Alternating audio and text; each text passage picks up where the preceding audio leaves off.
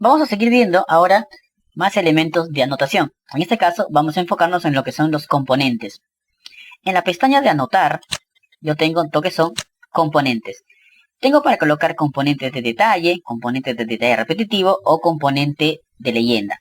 Los componentes de detalle son elementos que justamente me van a servir para dar detalle, para detallar una vista. Son elementos de tipo 2D.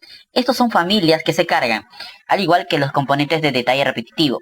Veamos, por ejemplo, los componentes de detalle son una categoría de familia específica. Si yo me voy a las propiedades de insertar y voy a cargar familia, esta categoría se llama los detail items. Entonces yo tengo elementos de detalle de todo tipo y para toda característica.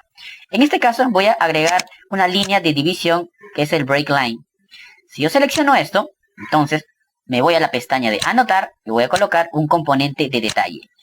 Entonces justamente lo que hago es voy a hacer un corte, selecciono aquí y luego puedo extenderlo. Ahí está. Y la parte superior, como no lo voy a ver, lo tapo todo. Entonces, dependiendo, si yo quiero visualizar el plano de recorte, aplicaré un poco más por acá, hasta aquí, porque lo demás no me interesa. Entonces, ahí ya generaría este tipo de vista. Este elemento es un componente de detalle. Entonces, de ahí yo puedo ir agregando componentes de detalle repetitivo. Justamente son familias. Yo tengo que cargarlos. Dependiendo eso, por ejemplo, acá tenemos un detalle que podría funcionar como un ladrillo. Entonces, estos elementos son componentes de tipo 2D. Todos son editables, puedo configurar muchos más elementos. Entonces, si yo quisiera insertar más elementos, tendría que ir a la categoría de elementos de detalle e ir viendo distintos tipos de familias para cada categoría y para cada disciplina, lo que yo puedo ir colocando. Entonces, son muchos los elementos que yo puedo ir colocando de manera manual. Simplemente lo que hago es seleccionar, regreso a anotar, componente de detalle, y por ejemplo esto podría funcionar como unos estribos.